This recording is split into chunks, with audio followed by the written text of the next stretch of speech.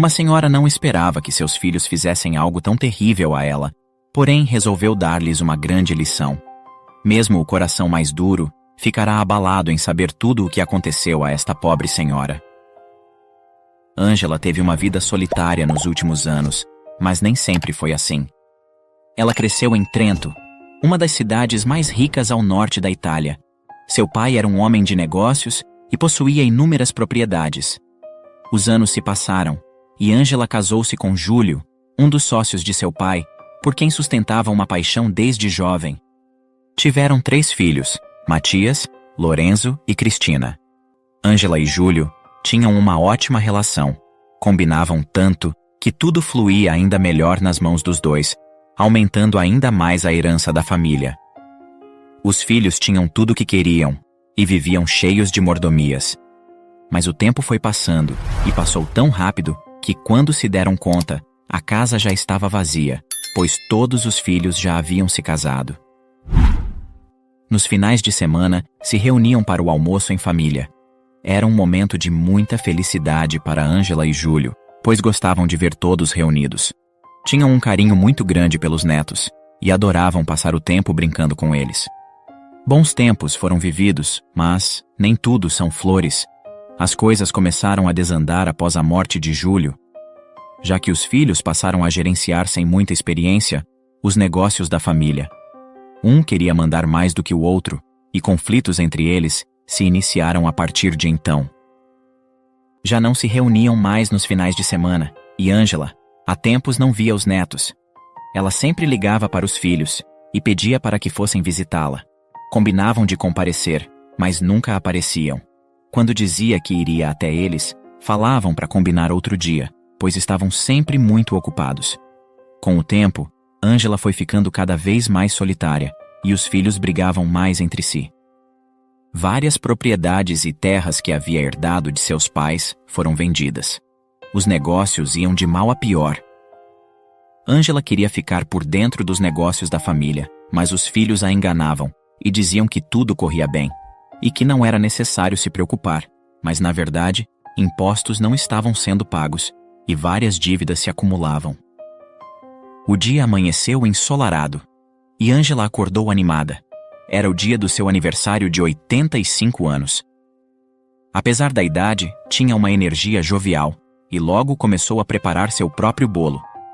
Fez deliciosas comidas e organizou toda a mesa. Vestiu sua roupa favorita e passou seu batom que utilizava somente em ocasiões especiais. Ficou então ansiosa à espera dos filhos e netos que não via há tempos, mas como era seu aniversário, tinha esperança que eles a visitariam. Poucas horas se passaram e a campainha tocou. Ângela correu para abrir a porta, e quando fez, seu rosto se iluminou de alegria. Eram seus filhos e netos. Ela não podia acreditar. Finalmente estavam lá. Entraram e já foram se servindo, sem qualquer cerimônia. Ângela sequer conseguia comer. Estava empolgada demais, querendo saber tudo de todos, mas os filhos não lhe davam a devida atenção, distraindo-se com os celulares enquanto comiam. Não pareciam felizes com o dia de sua mãe. Comeram às pressas e logo se levantaram. Mãe, pegue suas coisas. Vamos sair daqui. Falou a filha. Ângela ficou surpresa e pensativa, pois não esperava por isso. Mas, para onde iremos? Pensou. Certamente, seus filhos a levariam a algum lugar especial em decorrência de seu aniversário. Entraram no carro sem dizer para onde estavam indo. Entendendo ser parte da surpresa, Ângela decidiu não fazer muitas perguntas. Algumas horas depois, chegaram ao destino. Quando o carro parou, ela olhou pela janela e viu à sua direita um renomado restaurante. Ângela então desceu com um sorriso radiante. Extasiada, caminhou até a entrada do restaurante, mas antes mesmo de entrar, ouviu seus filhos chamando no outro lado da rua. Mãe, o que está fazendo aí? Venha pra cá. É aqui. Ângela então olhou em direção ao filho.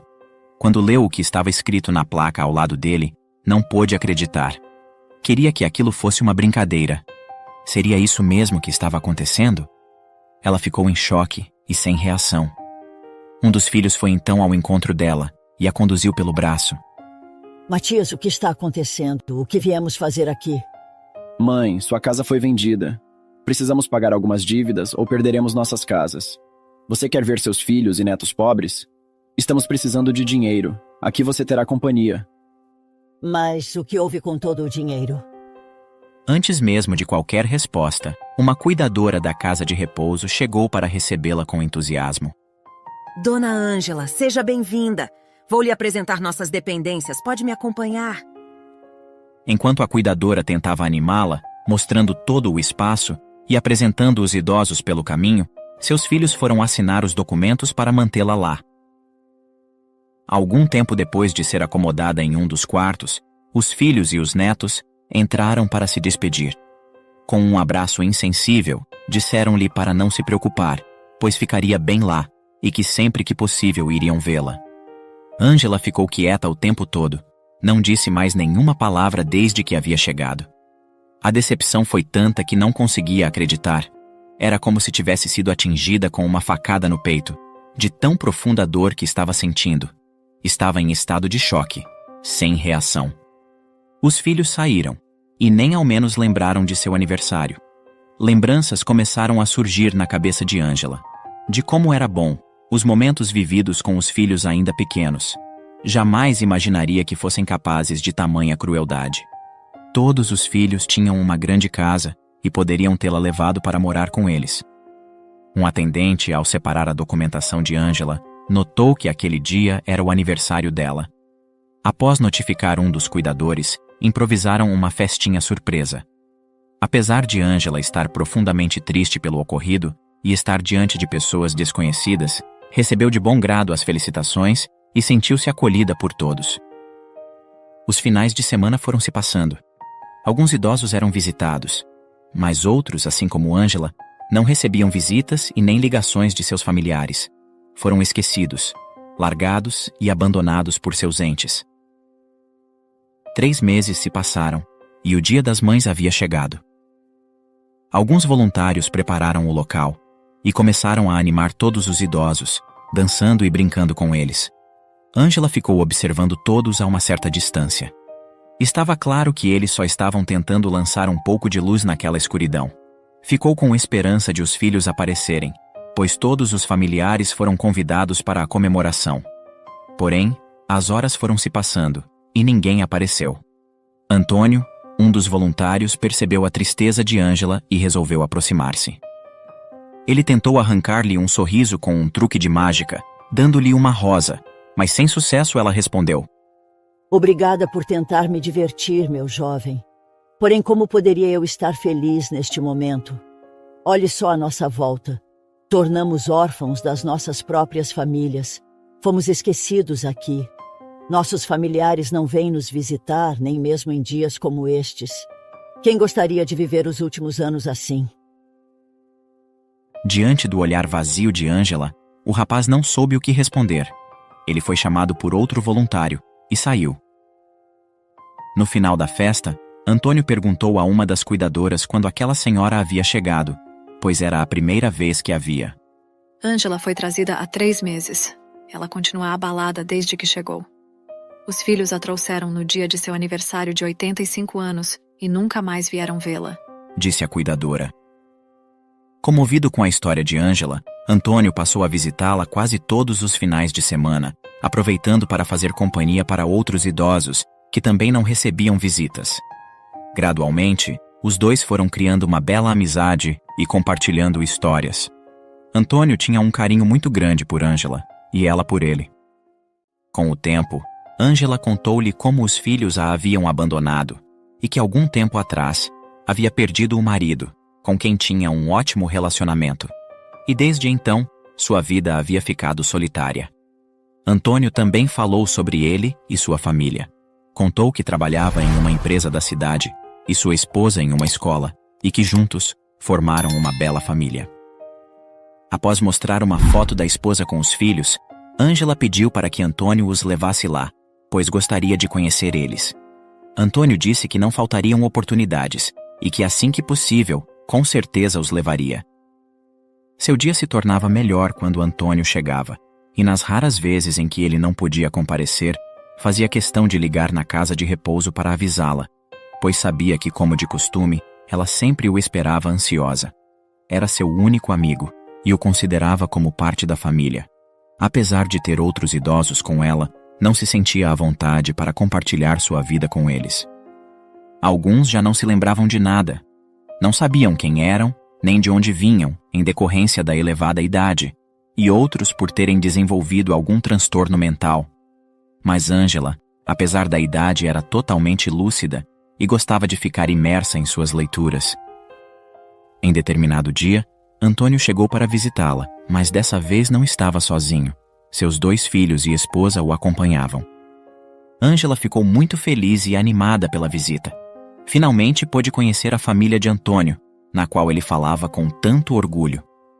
O que a surpreendeu foi o filho mais novo de Antônio. Ela percebeu que ele possuía um problema em seus 2 pezinhos, mas resolveu não comentar nada sobre o fato. Após algum tempo de conversa, Antônio se despediu mais cedo de Ângela e levou as crianças para casa, pois precisavam descansar. Sem Ângela saber, Antônio conseguiu o contato de um de seus filhos e ligou para ele com o intuito de pedir que fizessem uma visita, pois tanto tempo já havia se passado e nunca voltaram para vê-la. Alô, com quem eu falo, por gentileza? Perguntou Antônio. Aqui é o Matias, olha. Se for sobre o empréstimo, já avisei a secretária que vamos pagar mês que vem. Desculpe, Sr. Matias, não é sobre empréstimo, é sobre sua mãe. Ela morreu? Não. Graças a Deus ela está bem. Liguei para saber se algum de vocês poderia vir fazer uma visita a ela. Já se passou um bom tempo, e ela sente muita falta de vocês e dos netos. Olha, vamos ver aqui se conseguimos um tempo, mas está complicado. Estou resolvendo muitas coisas e ando sem tempo ultimamente. Entendo. Espero que consigam vir, isso vai deixá-la muito feliz. Os dias se passaram e infelizmente ninguém apareceu. Antônio continuou com suas visitas e considerava Ângela como sua avó. Se davam muito bem e gostaria de tê-la conhecido antes. Um dia, após algumas conversas descontraídas, Ângela perguntou a Antônio qual era seu sonho. Bom, meu sonho é ver meu filhinho andar. Infelizmente não conseguimos prosseguir com o tratamento dele, pois é extremamente caro e não possuímos condições. Antônio, por que não comentou comigo isso antes? Eu posso te ajudar. Sério? Mas como? Meu filho, pegue uma caneta e um papel para mim. Antônio então assim fez. Ângela anotou um endereço, explicou-lhe alguns detalhes e entregou uma chave. Lá você encontrará um pequeno celeiro. Exatamente neste local que está escrito, você encontrará uma caixa que poderá ser aberta com esta chave. Você fará um bom uso dela. Vá atrás de seu sonho e só volte depois de resolver isso. Antônio e Ângela então se despediram. No dia seguinte, após o trabalho, Antônio foi até o endereço que Ângela havia indicado no papel. Ele encontrou o celeiro e, após vasculhar o local, conseguiu localizar a caixa. Estava toda empoeirada. Pelo jeito, fazia muitos anos que estava lá. Antônio pegou a caixa com certa dificuldade, pois não esperava que fosse tão pesada. Deixou para abri-la junto com a esposa, quando chegasse em casa. Ao chegar, ficaram curiosos para saber o que havia lá. Antônio então pegou a chave que havia recebido de Ângela e abriu a caixa. A princípio, havia várias fotografias antigas da família de Ângela e achou estranho. De que forma isso poderia ajudar o filho? Pensou. Porém, conforme foi retirando as fotos da caixa, percebeu que havia um fundo falso. O que ele viu lá o deixou perplexo. Eles não podiam acreditar. Havia várias joias lindas e barras de ouro. Choraram de emoção, pois agora havia uma nova esperança de que o filho pudesse andar. No dia seguinte, ansiosos para dar andamento no tratamento que traria de volta os movimentos do filho, dirigiram-se a um renomado hospital especializado, já que a cada dia que passava, o risco do problema se tornar irreversível aumentava. O valor recebido era suficiente para fazer todo o tratamento do filho, e ainda sobraria o bastante. Então, no próximo dia, Antônio e sua esposa Laura tiveram a ideia de comprar uma casa para Ângela a poucos metros da deles, pois a levariam para morar lá como forma de gratidão, ficando mais perto para visitá-la todos os dias. Assim que finalizaram a compra da casa, imediatamente se dirigiram à casa de repouso para fazer uma grande surpresa para Angela e levá-la com eles, pois sabiam o quanto ela não gostava de ficar lá. Chegaram por volta das 17 horas e procuraram por Angela, mas ela não estava em seu quarto como de costume. Assim que encontrou um dos cuidadores, perguntou pela senhora, e o que ouviu o fez perder o chão. Angela havia falecido na noite anterior. Nem mesmo tiveram a oportunidade de demonstrar-lhe a imensa gratidão. Alguns dias se passaram e Antônio continuava sentindo um grande vazio. Aquela senhora havia marcado sua vida e a de sua família. Ele esperava que pudesse compartilhar com Angela em um futuro próximo a felicidade de ver seu filhinho andar, mas infelizmente ela partiu quando ninguém esperava. Como forma de deixar registrado a grande bondade de Angela e para homenageá-la, Antônio resolveu compartilhar sua história de forma anônima em um jornal local. A reportagem percorreu várias cidades e chegou até mesmo a outros países, assim como está chegando para você agora. A história logo chegou até os filhos de Angela, que se surpreenderam ao saber que a mãe havia dado a um desconhecido a última coisa que restava de valioso na herança da família. Mas o que eles não sabiam era o quanto aquele desconhecido a fez feliz em seu último ano de vida. E como já dizia o velho ditado, uma mãe trata de 10 filhos, mas 10 filhos não trata de uma mãe. Seja sempre paciente com os idosos, afinal, um dia eles foram pacientes com a criança que você foi. Que essa história sirva de reflexão para todos nós. Diga não ao abandono. E na próxima história, uma idosa procurou uma loja de assistência técnica de celulares porque acreditava que seu aparelho estava danificado. Ela disse ao técnico que não conseguia se comunicar com seus filhos, e de fato, havia um problema, mas não era exatamente com o celular dela. Aurora estava sentada em sua poltrona favorita, olhando para o celular em suas mãos trêmulas. Aquele pequeno dispositivo era sua conexão com o mundo exterior, uma ponte para seus filhos amados. Mas agora, parecia mais uma caixa silenciosa, uma barreira invisível entre ela e aqueles que mais amava. Carolina e Carlos, seus 2 únicos e amados filhos, eram sua razão de viver. Com eles, seus dias eram mais coloridos e cheios de vida. Os 2 trabalhavam e estudavam, mas o pouco tempo que lhes restava, sempre estavam junto à mãe. Porém, as coisas começaram a mudar drasticamente após os jovens se casarem. O que era para ser uma nova fase cheia de alegrias e conquistas, se tornou um completo vazio. No início, eles sempre se reuniam para o almoço em família, e Aurora com seu esposo Miguel se divertiam com os netos. Era uma alegria indescritível ver todos unidos. Porém, gradualmente eles começaram a se distanciar.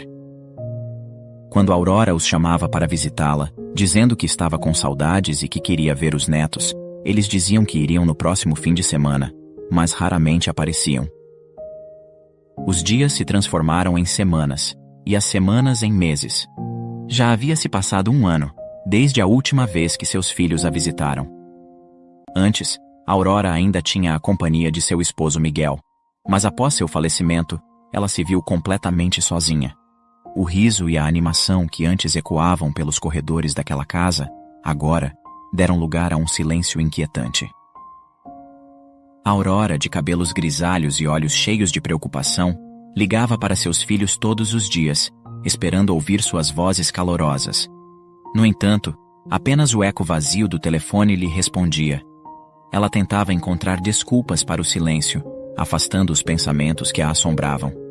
Talvez estivessem muito ocupados com suas novas vidas, pensava. Talvez as responsabilidades do casamento e do trabalho os tivessem afastado. Mas por mais que tentasse se convencer disso, uma angústia persistente apertava seu coração a cada batida.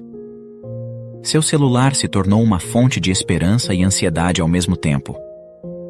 Cada toque, cada notificação, fazia seu coração disparar com a expectativa de que finalmente fosse um dos filhos ligando para ela. No entanto, as chamadas eram sempre de estranhos, com ofertas de telemarketing, tentando vender produtos ou serviços que não tinham nada a ver com sua dor. Aurora começou a questionar a si mesma e a confiabilidade de seu telefone.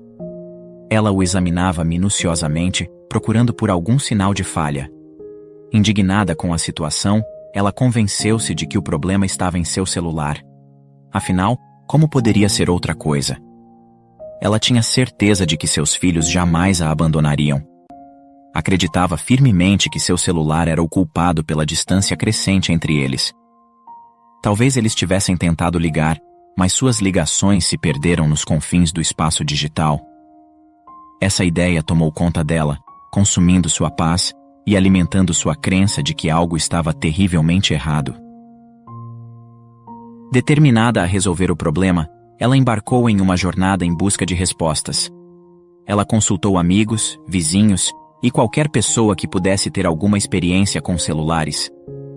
Todos eles ofereceram sugestões e conselhos bem-intencionados, mas nenhum deles conseguiu dissipar a névoa de desespero que envolvia seu coração.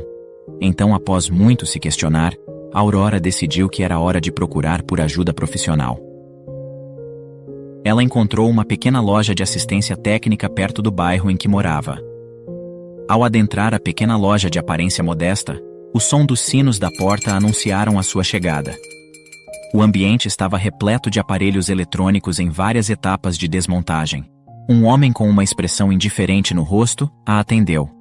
Seus olhos percorreram Aurora, como se avaliasse seu valor e determinasse o preço que cobraria. Ela se aproximou do balcão, sentindo o nervosismo aumentar. "Boa tarde, em que posso ajudá-la?" Sua voz era tão fria quanto o ambiente ao redor. Aurora respirou fundo, tentando encontrar coragem para expressar sua preocupação. "Meu celular não está funcionando corretamente. Não consigo falar com meus filhos há mais de 1 ano. Acredito que possa haver algum problema com ele." O técnico franziu a testa, como se estivesse ouvindo uma história comum e entediante, e após dar uma olhada rápida no aparelho, disse a ela que ficaria em torno de 1.500 pesos mexicanos para consertar. Aurora ficou chocada com a quantia exorbitante mencionada. Ela era uma mulher simples, com uma renda limitada, e aquela quantia parecia além de suas possibilidades. Seus olhos marejaram, mas ela sabia que não poderia desistir. Ela não podia deixar que o dinheiro se tornasse um obstáculo entre ela e a esperança de se reconectar com seus filhos. Com uma voz trêmula, ela respondeu: "Eu não tenho todo esse dinheiro. Há alguma outra opção? Eu só quero ter certeza de que meu celular está funcionando corretamente, para poder falar com meus filhos novamente." "Sem pagamento não posso te ajudar", disse o técnico mal-humorado. Aurora saiu do estabelecimento desanimada e com o coração partido. Não imaginava que o valor para consertar seu celular seria tão alto. No caminho de volta para casa, Aurora se deparou com outra assistência técnica e resolveu verificar o valor ali. Ao contrário do local anterior, neste, ela foi recebida por um homem de olhar gentil e sorriso acolhedor. Ele ouviu pacientemente a história de Aurora. Seus olhos demonstravam compreensão, enquanto ela desabafava sobre a solidão e a falta de comunicação com seus filhos. O técnico segurou o celular dela em suas mãos, examinando cada detalhe cuidadosamente. Seus dedos habilidosos deslizavam pela tela, explorando os aplicativos, as mensagens e os contatos. Não demorou muito para que ele entendesse que não era esse o problema, então concordou em ajudá-la de graça, sem revelar a verdade da situação. "Não se preocupe, senhora Aurora. Deixe seu celular aqui e passe para pegar de volta hoje às 17 horas. Preocupada, ela o questionou sobre o preço, mas ficou aliviada quando ele disse que não cobraria nada. "Ainda existem pessoas boas neste mundo. Muito obrigada, rapaz. Deus vai te abençoar muito." Aurora agradeceu, contente com a situação. Assim que ela saiu, o técnico de bom coração decidiu que deveria ajudá-la. Ele pegou seu próprio celular e decidiu ligar para um dos filhos de Aurora. Primeiro tentou falar com Carolina, mas o telefone só tocava. Depois discou o número de Carlos, que após algumas chamadas atendeu. Do outro lado da linha, o filho atendeu com surpresa e curiosidade. O técnico explicou a situação delicada e o quanto Aurora ansiava por uma ligação, por um sinal de que seus filhos ainda se importavam. Carlos, tomado por uma mistura de culpa, percebeu que havia se distanciado demais de sua mãe, a deixando sentir-se abandonada e esquecida. Ouvir sobre sua busca incansável por uma solução para o celular o atingiu em cheio, e ele prometeu imediatamente que iria vê-la o mais rápido possível. O técnico então disse a ele que estava programado para Aurora retirar o celular naquele estabelecimento às 17 horas e que seria muito bom se ele pudesse ir até lá realizar uma surpresa a ela. Sentindo um nó na garganta e com a consciência pesada, Carlos decidiu aceitar a sugestão daquele técnico. Assim que o relógio beirou as 17 horas, Aurora foi em direção ao estabelecimento. Ela não estava aguentando tanta ansiedade e não via a hora de poder falar novamente com seus filhos.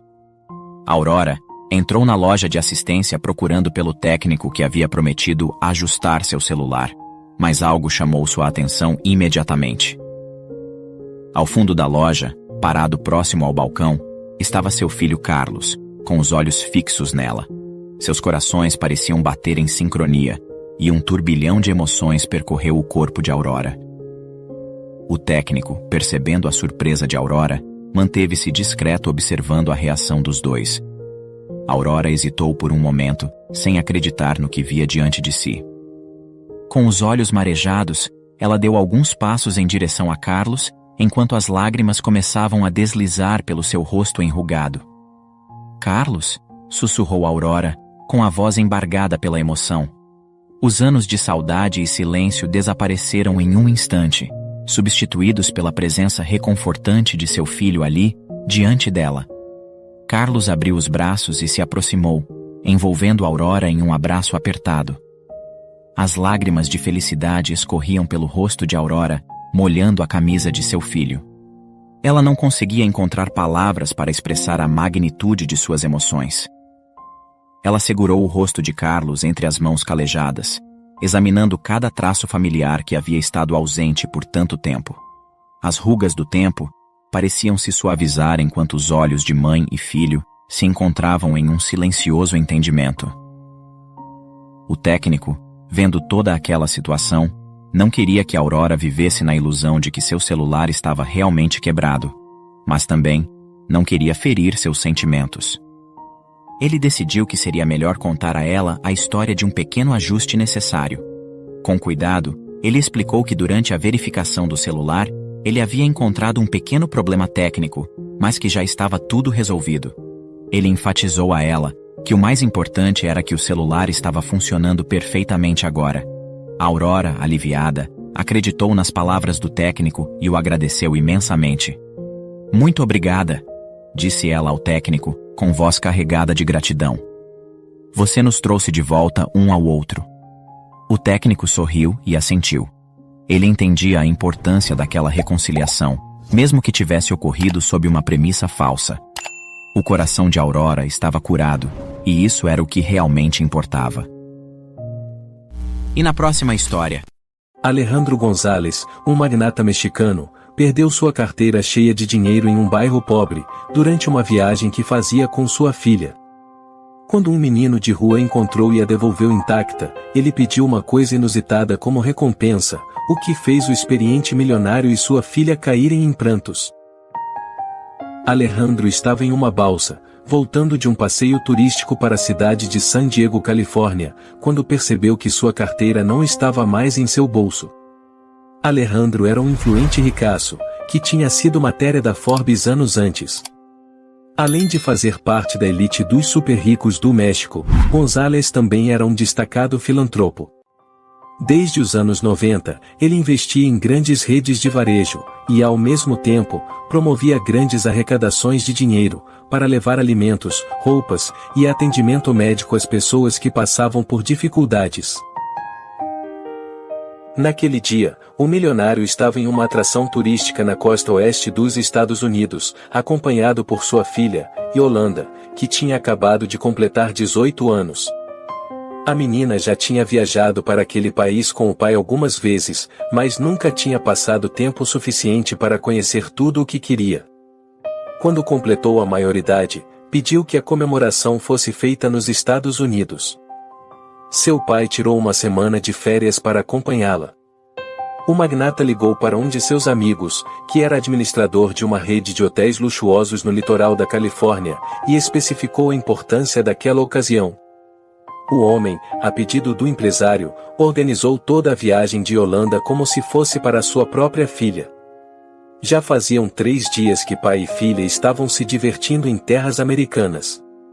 Tinham ido à Disney, passado por Los Angeles, e agora estavam em San Diego, onde tinham acabado de visitar a ilha de Coronado. Apesar de ser um destino valorizado naquela região, Coronado possuía um bairro pobre, com uma grande comunidade mexicana, e Gonzales quis conhecer suas ruas e habitantes. Yolanda não gostou de o pai incluir a visita ao local durante seu aniversário, afinal ela não tinha interesse algum nos bairros pobres dos Estados Unidos, mas a jovem suportou aquilo em respeito ao seu pai. Pai e filha já tinham feito um dos percursos, e estavam voltando para a cidade. Foi só quando a balsa estava perto do porto que Alejandro deu falta de sua carteira. Procurou em seus bolsos, perguntou se a filha tinha visto e olhou por toda a volta. Yolanda indagou buscando sua última recordação da carteira, e Alejandro disse só ter usado seu dinheiro na ilha, quando visitou o bairro pobre e comprou uma lembrança do local. Sabia. Eu falei para não irmos lá. Pai, é claro que você foi furtado, protestou Yolanda. Alejandro corrigiu a filha, pois não sabia se isso tinha realmente acontecido. Afinal, ele mesmo poderia ter perdido a carteira em algum lugar, inclusive naquele barco cheio de turistas do mundo todo.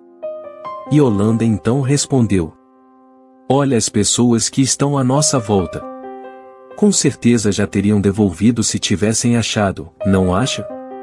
Alejandro disse apenas que esperava que quem quer que a tivesse achado, entrasse em contato e a devolvesse. Yolanda não sabia, mas em breve aquilo teria um impacto significativo em sua vida. Já tinha se passado 2 horas, Alejandro e sua filha retornaram ao hotel, e não havia nenhum sinal de que alguém tivesse encontrado sua carteira. Os funcionários do barco turístico haviam procurado em todo lugar, e também não acharam nada. Estavam apreensivos, pois o milionário poderia inclusive processar a empresa. Mas ninguém mostrava mais inquietação do que Yolanda Gonzales, a filha daquele poderoso senhor. Ela sabia que além do dinheiro, haviam vários cartões de crédito na carteira de seu pai que eram absolutamente necessários para sua tão sonhada comemoração de aniversário. Nervosa, Yolanda afirmou que o pai tinha sido roubado enquanto estavam na ilha. Você não percebe que essas pessoas usam você?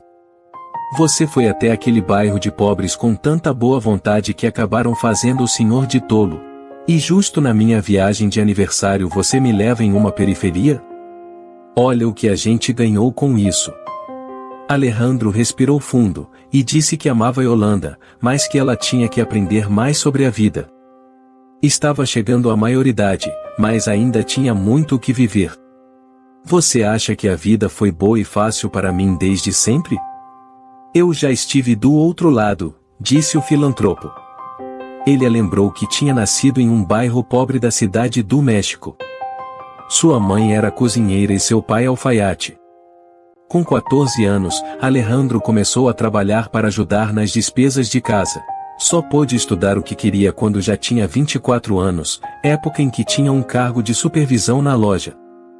Contou à filha que teve que engolir muitos sapos de chefes e clientes até chegar àquela posição, e que tinha pegado muitos ônibus na vida, para conseguir ir trabalhar todos os dias, e às vezes, não conseguia nem tomar o café da manhã. Outras vezes tinha que pular o almoço. Mas as coisas tinham dado certo para ele no final. Tive sorte, sabe? Sorte também pode mudar uma vida, disse Gonzales. Lembrou de quando conheceu a esposa, mãe de Yolanda, no final da faculdade. E de como ela morreu vítima de uma tuberculose. Embora já fosse um homem muito rico, nada que o dinheiro pudesse comprar foi suficiente para salvar a esposa da doença. Foi um duro golpe em sua vida, mas também foi um lembrete de que deveria manter a humildade. E foi depois desse episódio triste, quando Yolanda tinha apenas 3 anos, que Alejandro Gonzales passou a ser conhecido também como filantropo. Embora os planos de comemorar o aniversário tivessem sido prejudicados, pelo menos ele e Yolanda podiam estar em segurança, no conforto de um hotel 5 estrelas, que já tinha sido pago um mês antes, privilégio para poucas pessoas nesse mundo, ele lembrou. No dia seguinte, o telefone do milionário tocou.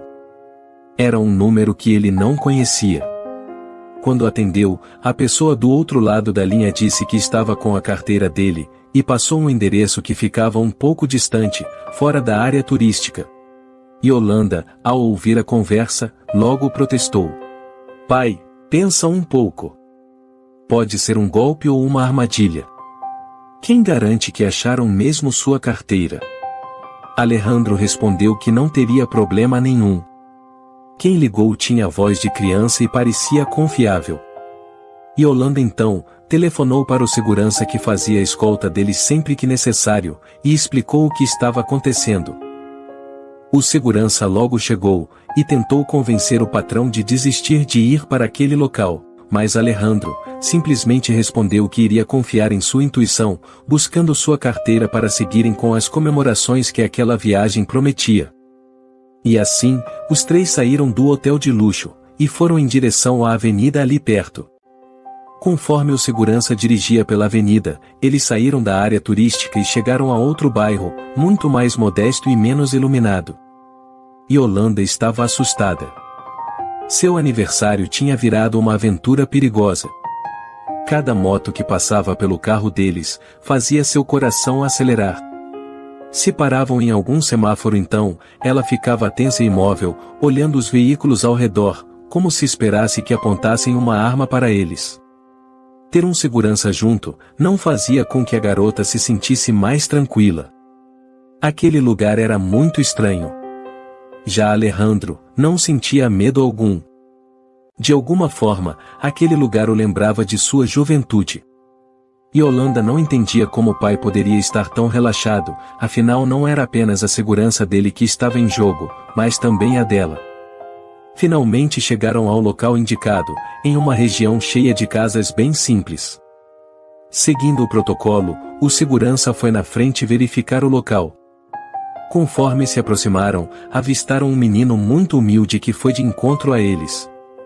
Trazia uma carteira em suas mãos pequenas. Alejandro logo viu que era mesmo a sua carteira, e ao abri-la viu que todos os seus documentos, cartões e dinheiro estavam lá. Não faltava sequer um único centavo. O menino devia ter no máximo 8 anos. Tinha olhos vivos e vestia roupas desgastadas e sujas. O milionário então agradeceu o menino por ter devolvido sua carteira. Garoto, você me salvou de muitas dores de cabeça. Obrigado, disse ele. O menino aproveitou a simpatia daquele homem bem vestido, e perguntou se ele poderia lhe dar $2. Ao ouvir isso, Yolanda ficou extremamente nervosa e falou: Aí, tá vendo? Eu não disse? Ainda bem que trouxemos o segurança, entrega logo o dinheiro para ele, antes que os comparsas dele apareçam, e vamos sair logo daqui. O menino ficou encabulado com a reação de Yolanda e explicou: Não é nada disso, moça. É que minha mãe não tem telefone, então eu precisei usar o único dinheiro que eu tinha, para ligar para o Sr. Alejandro, de um telefone público. Passei o dia todo pedindo dinheiro na rua, mas não consegui quase nada. Então usei o dinheiro que eu estava guardando para comprar um bolinho para minha irmã. Amanhã é aniversário dela. Alejandro se interessou pela história e pediu que ele contasse mais. O garoto disse que se chamava Miguel, e que não se lembrava muito bem de seu passado, e como tinha vivido seus primeiros anos de vida. Não tinha conhecido o pai, e vivia com a mãe e a irmã nas ruas há mais de 1 ano. A alguns quarteirões dali, havia um local, onde vários sem-tetos se reuniam para passar a noite, e era lá que se abrigavam. Miguel recordou-se de quando ainda moravam numa pequena casa. Quando sua mãe fez um bolo para comemorar seu aniversário. Foi a única festa que o menino teve na vida. O bolo era pequeno e só havia a mãe e a irmã menor para cantar os parabéns. Aquela era a memória mais feliz de que se lembrava. E agora, mesmo tendo sido despejados, ele queria garantir que sua irmã sentisse a mesma felicidade. Por isso, Miguel estava pedindo dinheiro na rua para tentar comprar um bolo para sua irmã. Yolanda não conseguiu conter as lágrimas. A garota, que até pouco tempo estava assustada com aquele lugar, e desconfiada das intenções do menino, agora sentia-se envergonhada por ter feito julgamentos tão precipitados. Para completar, a irmã de Miguel fazia aniversário no mesmo dia que ela. Surpreendendo a todos, Yolanda entregou um cartão do hotel de luxo em que estava hospedada para Miguel, dizendo para ele, a mãe e a irmã irem até lá no dia seguinte. Ela pediu permissão a seu pai, e abriu a carteira dele, retirou $300 e entregou ao menino. Miguel, use esse dinheiro para comprar roupas novas para você e sua família. Senão, infelizmente, vocês não conseguirão nem chegar até a recepção do hotel, aconselhou Yolanda. O menino ficou muito agradecido, e então todos se despediram. No caminho de volta, Gonzales pediu que o segurança os levasse até o restaurante que ele havia reservado para o almoço com sua filha. Mas ela o interrompeu, e pediu para voltarem direto para o hotel. O que houve? O pai quis saber. O que gastaríamos naquele restaurante em um dia, daria para alimentar a família de Miguel por um mês. Vamos só voltar para o hotel, e a gente pede uma pizza enquanto planejamos o que fazer amanhã, pode ser? Alejandro concordou. Ele se virou, e olhou com orgulho para sua filha. Seus anos como filantropo pareciam ter finalmente gerado algum efeito positivo em sua filha. No dia seguinte, logo cedo, Miguel, sua irmã Esmeralda e sua mãe Francisca, foram até uma loja de roupas. Saíram de lá com peças novinhas e sentindo-se muito bem. O dinheiro que Yolanda havia dado, foi suficiente não apenas para comprar roupas, como também os ajudou a comprar alimentos e dividir com outros moradores de rua que viviam no mesmo local. Alejandro solicitou a um de seus motoristas que buscasse Miguel e sua família. Ao chegarem ao lugar e perceberem que era um hotel 5 estrelas, eles ficaram tímidos. A mãe de Miguel sempre sonhou conhecer um lugar daqueles, e agora que estava ali, não sabia como agir. Ao entrarem no lobby, um recepcionista encaminhou a família para um jardim com gramado verde, e uma mesa com flores e enfeites coloridos. A irmã de Miguel disse que era o lugar mais lindo que já tinha visto. Os olhinhos dela brilhavam. Yolanda então apareceu. É tudo para você, Esmeralda. A menina ficou extremamente feliz. Alejandro havia pedido ao amigo que gerenciava a rede de hotéis, para convidar todas as famílias hospedadas que tivessem crianças, para uma festa de aniversário. Muitas delas, foram para o jardim correr e brincar com Miguel, e sua irmã Esmeralda. Yolanda estava tão contente quanto as crianças. Pela primeira vez, ela entendia como seu pai se sentia ao ajudar pessoas. Miguel e Esmeralda provaram brigadeiro pela primeira vez, e se lambuzaram com um enorme bolo de chocolate. Francisca estava emocionada com tudo aquilo, e ganhou um abraço de Yolanda, que também tentava segurar as lágrimas em seu primeiro dia com 18 anos de idade. Alejandro sabia que uma festa de aniversário não seria suficiente para ajudar aquela família. Então levou Francisca até o seu amigo, gerente do hotel. O milionário explicou que ficou muito surpreso ao ver que o filho dela tinha devolvido a carteira nas mesmas condições em que havia perdido, apesar das dificuldades que passavam. E que se o filho tinha uma índole daquela, aquilo só poderia ser reflexo de uma boa criação. Meus parabéns por sua integridade, falou o gerente. Ele disse também que talvez pudesse ajudá-la. Recentemente, descobri que a chefe de limpeza estava envolvida em um esquema de pequenos furtos, dentro do hotel. Ela e 2 funcionários furtavam itens de nossos hóspedes estrangeiros, e eles só se davam conta ao voltarem para seus países. Então o homem explicou que ao identificarem os envolvidos, demitiu todos, e agora precisavam renovar a equipe que deveria ser chefiada por uma pessoa íntegra, e de muita confiança. Senhora Francisca, não sei se foi apenas sorte ou algo mais, mas quando seu filho devolveu aquela carteira intacta, ele alterou o destino de toda a sua família. Se a senhora quiser, eu gostaria que a vaga de chefe das camareiras fosse sua. O que você acha? Disse o gerente. Francisca ficou emocionada. Nunca tinha sonhado que um dia colocaria os pés em um hotel como aquele, e agora estava vendo não só uma festa para sua filha, como também recebendo uma oferta de emprego. Encabulada, ela disse que não sabia se teria a competência para o cargo, e o gerente prontamente respondeu: Não se preocupe, pois o mais importante a senhora já tem: caráter e integridade. Na semana seguinte, a vida daquela família amanheceu diferente. Miguel e Esmeralda pegaram o ônibus para a escola. Tinham roupas novas e material escolar. Francisca pegou o ônibus para a orla da cidade, onde entrou no Hotel 5 Estrelas para iniciar o treinamento em seu novo trabalho. Ela se sentia a mulher mais sortuda do mundo. Já Alejandro e Yolanda continuaram a viagem que tinham programado, porém, nada mais proporcionava a mesma felicidade que Yolanda tinha sentido durante a festa no jardim do hotel. Ela olhou para seu pai, e enfim percebeu por que ele nunca se contentou em ser apenas um milionário. O que o deixava realizado mesmo, era fazer o bem para os outros. Agora, ela entendia isso. Não julgue um homem pelas suas roupas, e sim pelo seu caráter. E na próxima história? Era para ser apenas um procedimento cirúrgico simples, mas o que aconteceu dentro daquele hospital deixou todos perplexos. José Antônio acordou com uma sensação incômoda. Durante o banho matinal, seu olhar fixou-se em uma pinta estranha e grande que havia surgido em seu corpo. Ela parecia ter aparecido do nada, como se tivesse sido desenhada ali. A pinta, escura e irregular, contrastava com a palidez de sua pele envelhecida. Intrigado e um pouco preocupado, José Antônio decidiu compartilhar sua descoberta com sua filha, Cristina. Ela era uma mulher jovem, cheia de vida, que sempre o visitava em sua casa solitária. A conexão entre pai e filha era forte, e ele confiava nela como seu porto seguro. Ao se sentarem na sala de estar, José Antônio mostrou a pinta a Cristina, que franziu a testa ao vê-la. Seus olhos se encheram de preocupação enquanto examinava atentamente a marca em questão.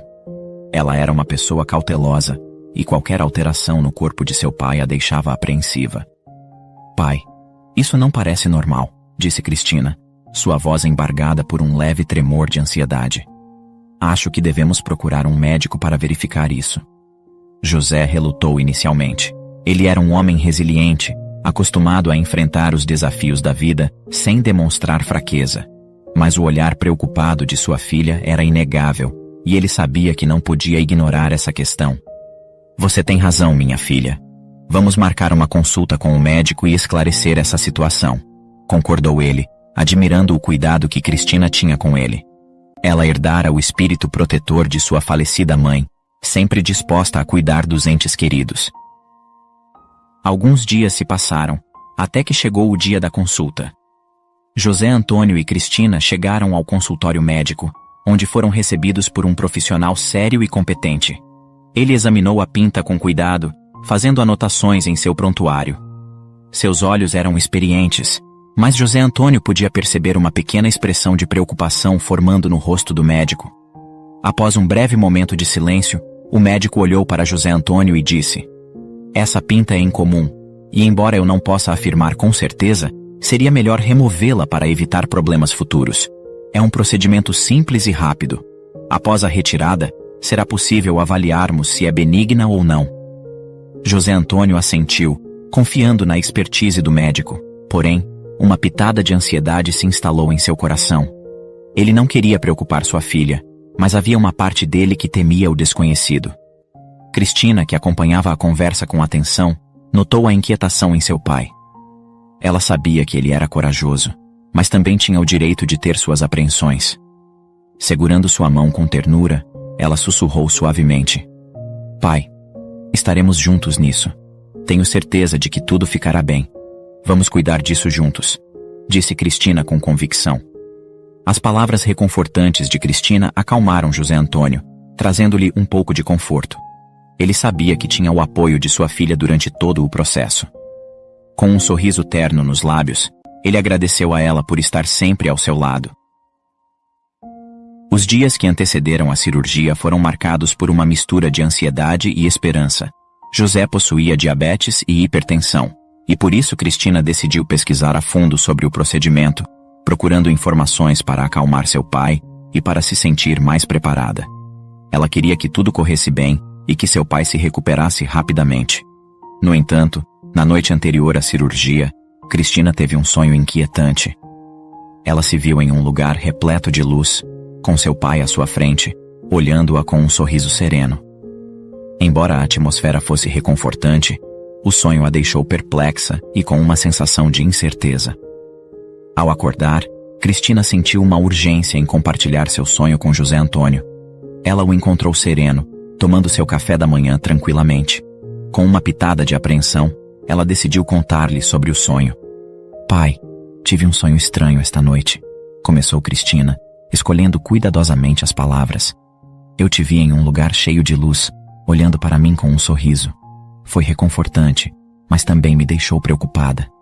José Antônio ouviu atentamente e seus olhos se encontraram com os de Cristina.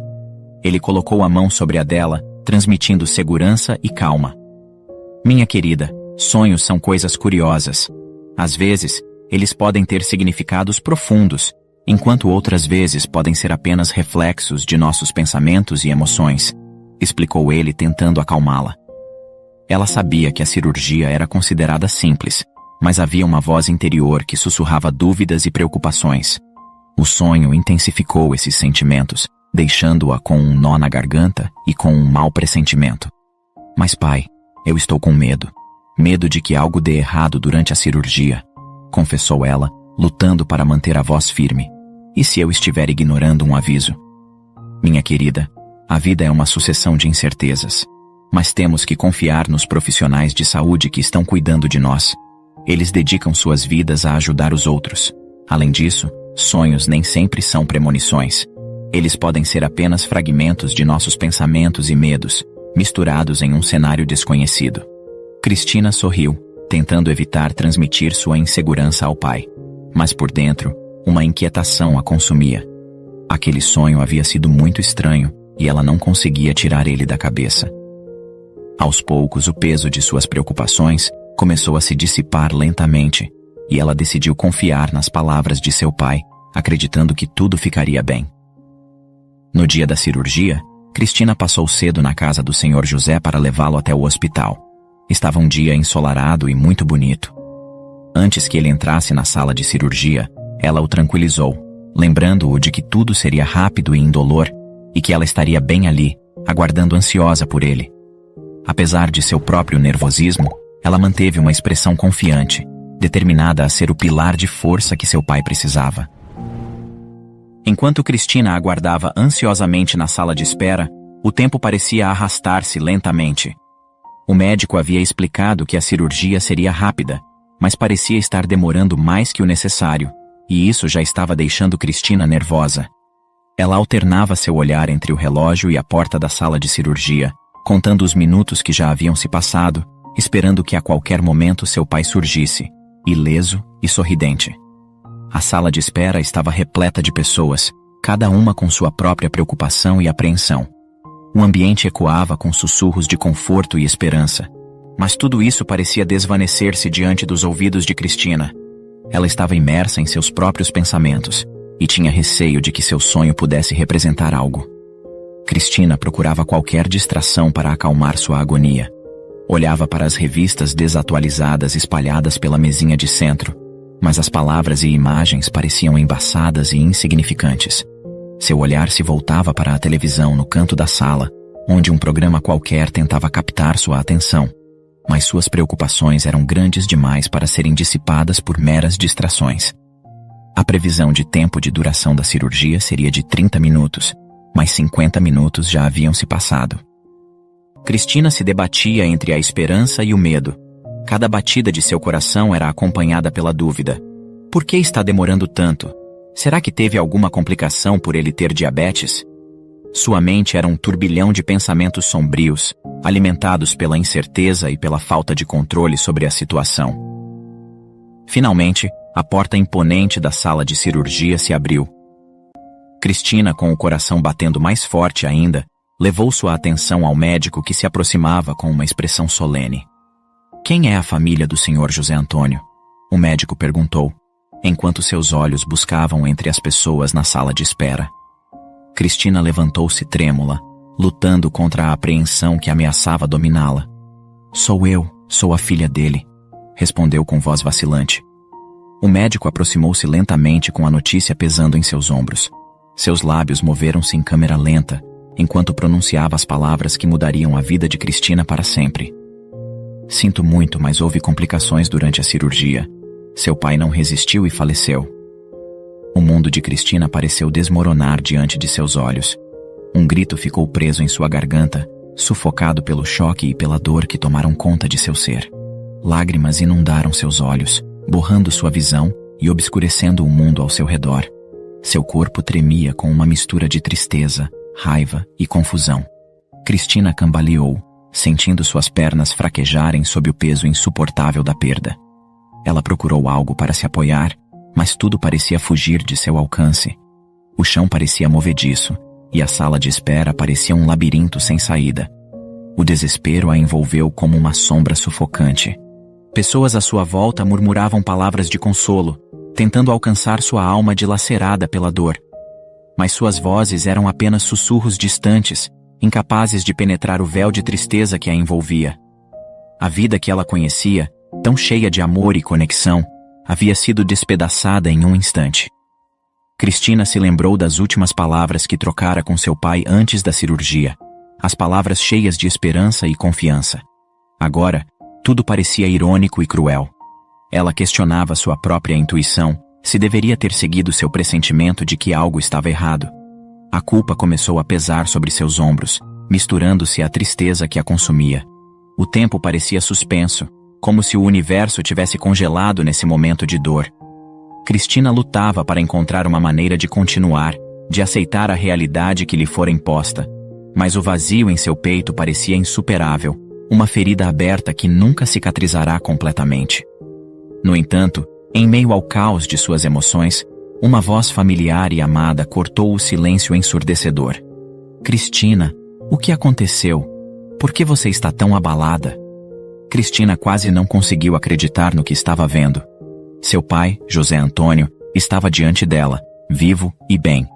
Seus olhos se arregalaram de surpresa e alívio, enquanto ela lutava para processar o que estava acontecendo. Com uma mistura de incredulidade e alegria, Cristina correu para abraçar seu pai, agarrando-se a ele como se sua vida dependesse disso. Lágrimas de felicidade misturaram-se às lágrimas de tristeza que ainda manchavam seu rosto. Confuso e surpreso, José Antônio explicou que a cirurgia tinha sido um sucesso e que havia demorado tanto, pois o médico cirurgião precisou atender uma emergência que surgiu com outro paciente. Ele não conseguia entender a intensidade das emoções de Cristina, mas estava feliz por ter corrido tudo bem. Após o grande susto, Cristina sentiu-se revoltada. Furiosa e indignada com o equívoco grotesco do médico, ela foi confrontá-lo. Cristina o acusou de negligência e incompetência, exigindo justiça pelo trauma emocional que havia sido imposto a ela. O médico se desculpou repetidamente, envergonhado por seu erro, e explicou que ali havia outro paciente chamado José Antônio. Mas apesar das sinceras desculpas do médico, nenhuma palavra poderia apagar a aflição que Cristina experimentara. Ainda furiosa, ela não aceitou as desculpas, e prometeu que faria de tudo para responsabilizar o hospital por esse erro tão cruel. No entanto, o médico, embora abalado por suas palavras, tentou acalmá-la. Ele explicou que o erro fora uma coincidência infeliz e que medidas seriam tomadas para evitar que algo assim acontecesse novamente. Ele pediu a Cristina que considerasse a situação de uma perspectiva mais ampla, que refletisse e agradecesse a oportunidade de poder ter o pai ao seu lado novamente. "Cristina, peço perdão outra vez pelo equívoco, mas você deveria se sentir privilegiada por ter uma segunda chance junto ao seu pai, pois agora, outra filha estará chorando no seu lugar." Cristina ficou em silêncio, e as palavras do médico ecoaram em sua mente, a fazendo refletir. Ela se colocou no lugar da família do José Antônio que acabara de falecer, imaginando a dor que iriam sentir ao receberem a triste notícia do óbito. Cristina então se deu conta que na verdade ela foi uma grande afortunada, pois diferente dela, a história de outra filha, infelizmente não pôde ter um final feliz. E na próxima história, a tranquilidade habitual da Rua Norman em Seattle foi abruptamente interrompida pelo som urgente de sirenes. Em poucos minutos, dezenas de viaturas policiais chegaram e cercaram a casa número 7. No entanto, quando finalmente conseguiram adentrar a residência, ficaram em choque com o que viram lá. Morgan, uma oficial de polícia, havia acabado de iniciar seu turno quando foi surpreendida por uma ligação alarmante. Do outro lado da linha, uma voz feminina trêmula e desesperada relatava o ocorrido. Eu ouvi gritos desesperados e um choro incessante de criança vindo da casa do meu novo vizinho. Explicava a mulher, claramente angustiada. O estranho é que ele vive sozinho. Não tem filhos nem esposa. Não sei o que fazer. Temo que algo muito ruim possa ter acontecido lá dentro. Era uma manhã fria de outono quando o caminhão de mudança parou diante da casa número 7, na Rua Norman, em Seattle, nos Estados Unidos. A vizinhança, sempre atenta às novidades, observava curiosa enquanto um homem de estatura mediana e cabelos castanhos descarregava caixas e móveis com a ajuda dos carregadores. A casa, que estivera vazia por meses, logo começou a ganhar vida, embora as grossas cortinas de veludo nunca se abrissem, nem mesmo durante o dia. Isso apenas alimentava os murmúrios entre os vizinhos, que se perguntavam quem seria o novo morador. O homem se movia com uma eficiência silenciosa e metódica, orientando os carregadores com gestos breves e palavras econômicas. A precisão de seus movimentos e a forma como evitava olhares diretos apenas intensificavam o mistério em torno de sua figura. Entre os espectadores estava Cecília, uma senhora de cabelos brancos e olhos perspicazes que morava 2 casas adiante. Enquanto regava as flores em seu jardim, ela não tirava os olhos do novo vizinho. Esse rapaz é muito reservado, não é? Comentou ela em voz alta, mais para si mesma do que para alguém em particular. Tom, que estava do outro lado da cerca e cortava a grama, ouviu o comentário de Cecília e olhou por cima do ombro. Sim, também achei. Eu não ouvi cumprimentar ninguém ainda. Respondeu, desligando o cortador de grama para fazer uma pausa. Cecília deu de ombros, ainda olhando para a casa com uma expressão de curiosidade. Bem, ele deve ter suas razões para ser tão reservado. Espero que seja apenas timidez.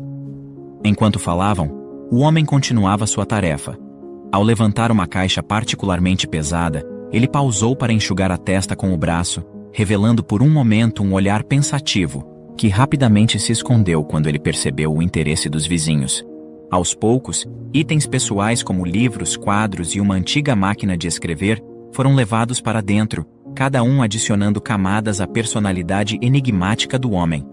À medida que o dia avançava, a casa, com suas grossas cortinas de veludo que nunca se abriam, começou a ganhar sinais de vida.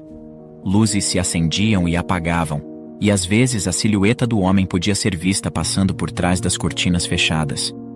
A curiosidade dos vizinhos crescia com cada caixa desempacotada, e cada cortina que permanecia fechada alimentava ainda mais especulações e murmúrios sobre quem seria o novo habitante da Rua Norman. Essa noite, enquanto a vizinhança dormia, um som perturbador quebrou o silêncio habitual da rua. Eram gritos abafados, como de alguém que chorava desesperadamente. O som vinha da casa do homem misterioso, ecoando sutilmente através das paredes cerradas pelas cortinas de veludo. No dia seguinte, as conversas sobre o novo vizinho tomaram um tom mais urgente e especulativo. Você ouviu os gritos ontem à noite? Perguntava uma vizinha para a outra enquanto pegavam o correio. Sim, era assustador. Parecia uma criança chorando. O estranho é que ontem eu não vi nenhuma criança nem mulher entrando na casa. É estranho mesmo. Mas não sei. Às vezes a esposa e a filha chegaram em um horário que não vimos. Pode ser só a filha dele chorando por algum motivo. Comentou a outra vizinha, tentando manter uma perspectiva equilibrada. Enquanto a comunidade cochichava e teorizava, a tensão só aumentava. Nos dias que se seguiram àquela perturbadora noite de choro, a rua Norman se envolveu em um manto de estranha calma. O homem, cuja presença já era motivo de curiosidade e agora de preocupação, parecia mais recluso do que nunca. As cortinas permaneciam implacavelmente fechadas, e exceto pelas raras vezes em que a porta da frente se abria para a rápida entrada ou saída do morador, não havia sinais de vida. Durante as manhãs, quando o bairro geralmente se animava com o movimento das pessoas indo para o trabalho ou levando as crianças à escola, a casa número 7 permanecia sombria e silenciosa. Vez ou outra, o homem era visto deixando a casa rapidamente, sua cabeça baixa coberta por um capuz, evitando qualquer contato visual com os vizinhos. Seu retorno era igualmente discreto, sempre carregando algum tipo de sacola ou mochila. Os vizinhos, especialmente Cecília e Tom, trocavam observações e teorias ao longo do dia. Não vi nenhuma entrega de supermercado ou visita desde que ele chegou. Cecília comentava enquanto podava suas rosas, os olhos fixos na janela do homem sempre que ela se aventurava para fora. Tom, enquanto varria folhas do seu passeio, concordava. É verdade, ele é muito estranho. E você notou? Nenhuma luz durante a noite, exceto por um fraco brilho vindo do que parece ser o escritório dele. É como se ele quisesse evitar ser notado. Os rumores começaram a crescer, alimentados pela ausência de qualquer ruído vindo da casa. Não havia mais gritos, nem risadas, nem conversas. Era como se as paredes tivessem engolido qualquer som que pudesse escapar de lá. Em uma dessas tardes silenciosas, uma nova conversa se iniciou no jardim de Cecília. Ela e uma vizinha, Linda, que morava do outro lado da rua, discutiam baixinho sobre a possibilidade de algo estar errado. Você acha que deveríamos fazer algo? Linda perguntou preocupada, enquanto observava a casa fechada. Cecília suspirou. Eu não sei, Linda. É complicado. E se for só um homem reservado? Pode ser. Mas você lembra daquela noite que ouvimos uma criança chorando lá dentro? Você chegou a ver alguma criança saindo da casa? A conversa foi interrompida quando uma bola de futebol rolou até os pés de Cecília, trazida pelo filho mais novo de Linda, que corria atrás dela. As preocupações foram momentaneamente esquecidas enquanto a criança ria, trazendo um breve momento de normalidade para a tensão que se acumulava entre os adultos. Quando o menino se afastou, elas continuaram. Não, até hoje só vi o homem saindo e entrando lá, mais ninguém. Eu vou até lá investigar. Vai até lá? Você está louca, Cecília? Nós não sabemos quem ele é, se é perigoso ou não. Fique tranquila, Linda, eu sei o que estou fazendo. Munida de uma desculpa para dar boas-vindas ao novo vizinho, ela caminhou até a frente da casa do homem e tocou a campainha. Depois de alguns longos segundos, a porta se abriu apenas uma fresta, revelando uma parte do rosto sombrio do homem. Boa tarde, disse Cecília, tentando manter o tom amigável. Sou Cecília, sua vizinha daquela casa ali. Vi que se mudou recentemente e gostaria de te dar as boas-vindas. Ah, obrigado. O homem respondeu brevemente, sem abertura para mais conversas. Sua esposa está? Ela tentou investigar. Não, eu não tenho esposa. Ah, sim, me desculpe. Então você é pai solteiro. Qualquer coisa, se precisar de babá, posso te recomendar uma. Não, eu não tenho filhos. Respondeu ele rapidamente, parecendo ansioso para encerrar a conversa. Cecília notou sua pressa e um arrepio percorreu sua espinha. Se ele não tinha filhos, então qual criança estava chorando durante a noite? Ela questionava a si mesma, enquanto tentava sondar por dentro da fresta da porta, na esperança de captar qualquer pista. Ah, não. Me desculpe. Pensei que tivesse ouvido barulho de criança aqui. Deve ser a idade. A gente começa a ouvir coisas. Ela explicou com um sorriso acanhado, tentando esconder sua tensão, enquanto o homem olhava seriamente para ela. Bem, se precisar de algo, estamos aqui. O homem apenas assentiu, e com um breve pedido de licença, disse que precisava voltar com seus afazeres, fechando a porta em seguida. Cecília saiu de lá preocupada, com mais perguntas do que respostas. Os dias que se seguiram foram de observação e especulação sobre quem era aquele homem, o que ele fazia e de quem havia sido aquele choro durante a primeira noite.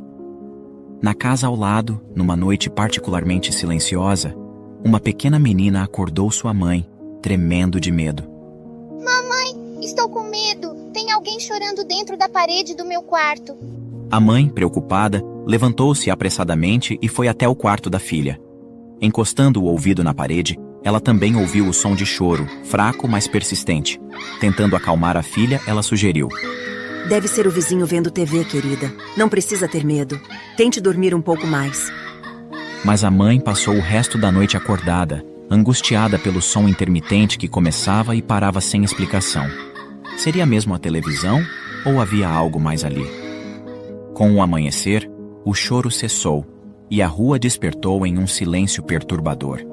Foi apenas quando a notícia do desaparecimento da garotinha Annie Garrison estampou os jornais, descrevendo a pequena menina de 3 anos que havia sumido enquanto brincava no quintal de sua casa, que a mulher sentiu um arrepio de suspeita. Embora o choro tivesse cessado, a dúvida agora corroía seu coração. Meu Deus! Será que aquele choro era da Annie? Teria ele feito algo com a menina? Tremendo ligeiramente, a mulher discou imediatamente o número da polícia local, cada toque parecendo ecoar em sua mente turbulenta. Interrompemos a programação para dar um aviso urgente. Ei, você aí! É você mesmo que ainda não se inscreveu no canal. Tá esperando o quê? É rápido, gratuito e nos ajudará muito. Clique agora mesmo no botão abaixo e junte-se à nossa comunidade. Quando a chamada foi atendida, ela rapidamente tentou controlar sua voz, que vacilava entre a preocupação e o medo. Polícia de Seattle, como posso ajudar? Perguntou a voz do outro lado da linha, calma e profissional. Oi, meu nome é Linda. Eu preciso fazer uma denúncia. Começou Linda, a voz ainda trêmula. Eu moro na rua Norman e na noite passada eu ouvi choro vindo da casa ao lado da minha. Choro de criança. Houve alguma atividade suspeita além disso? Perguntou a atendente, sua voz marcando a urgência ao captar atenção na voz de Linda. Sim, o homem que mora lá, ele é muito estranho.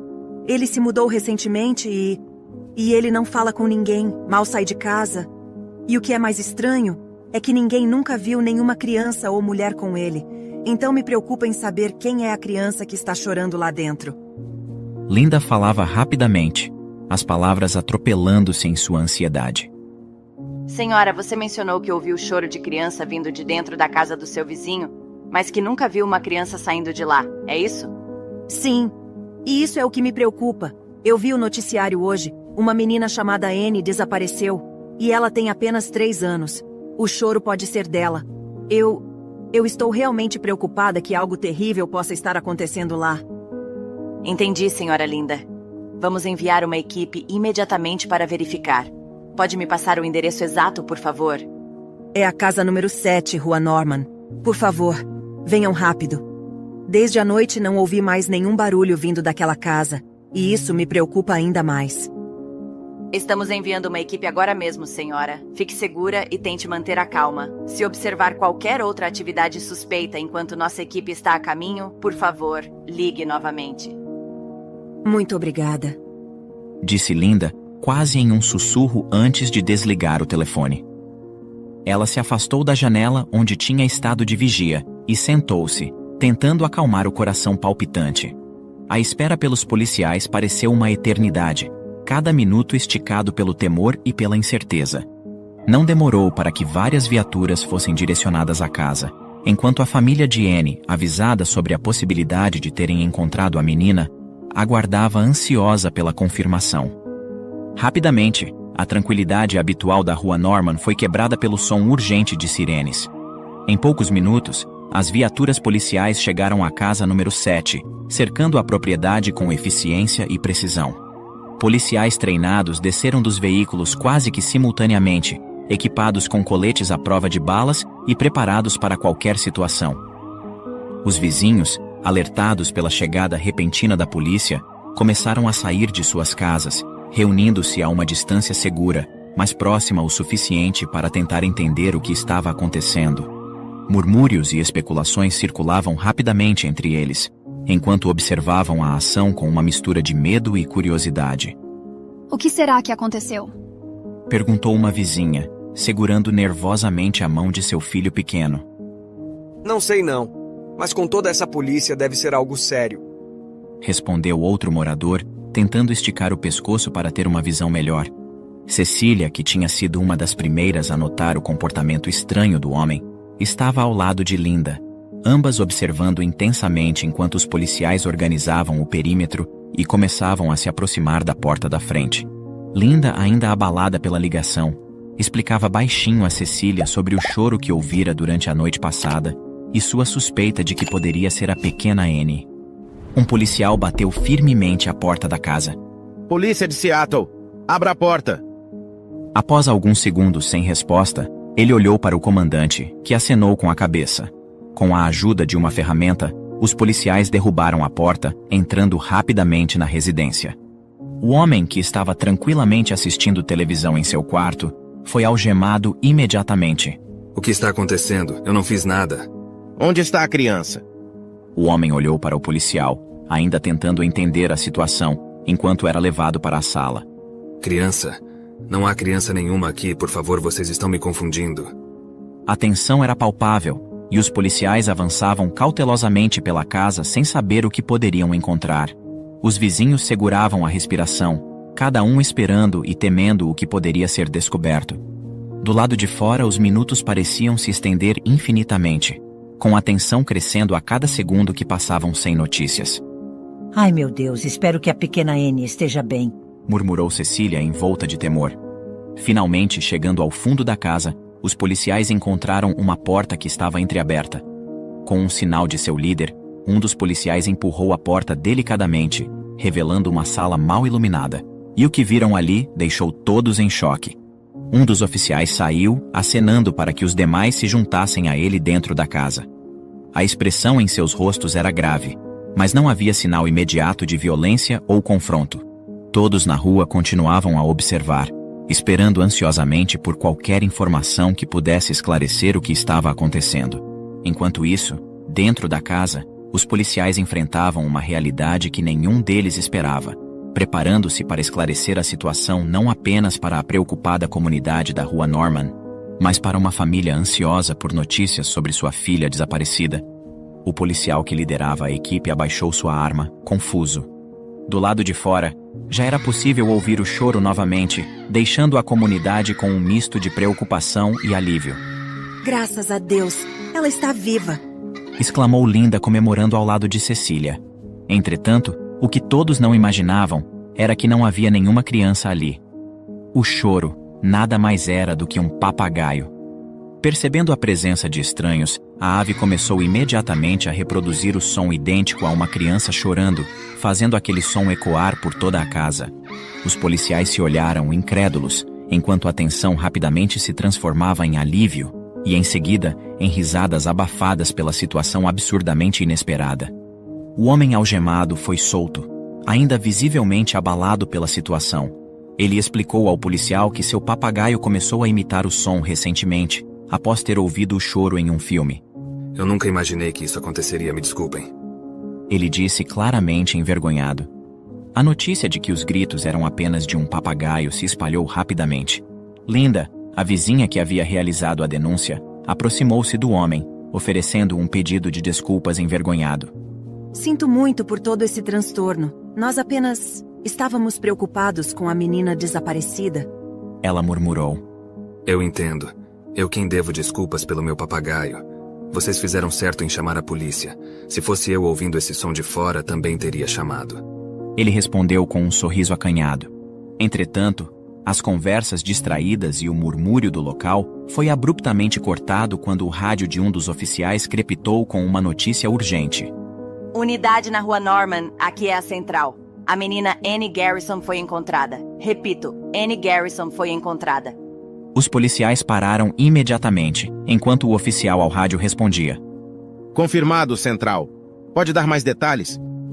Recebemos uma atualização da mãe de Annie, notificando que a garota foi encontrada dentro da própria casa. Parece que ela foi brincar de se esconder e acabou adormecendo debaixo da cama. A mãe havia procurado por todos os cômodos e não havia encontrado a menina. Felizmente ela acordou e saiu de seu esconderijo por conta própria. Annie está segura e passa bem. Aliviado, o oficial compartilhou a notícia com seus colegas que, por sua vez, transmitiram para as pessoas reunidas do lado de fora. Um suspiro coletivo de alívio se espalhou pela multidão. Sorrisos brotaram, e o ar pesado de preocupação rapidamente se dissipou. Cecília se aproximou de Linda, colocando uma mão reconfortante em seu ombro. Graças a Deus ela está bem. E que alívio saber que não era nada do que pensávamos, disse ela, enquanto Linda assentia, suas feições relaxando após horas de tensão. O episódio deixou uma lição importante para a comunidade da Rua Norman. Nem tudo que vemos ou ouvimos é realmente o que achamos que é. Obrigado por assistir. Comente abaixo o que achou dessa história e de qual cidade você está nos assistindo. Deixe seu like e se inscreva em nosso canal para que juntos possamos construir uma imensa comunidade que compartilha histórias inspiradoras. Até mais!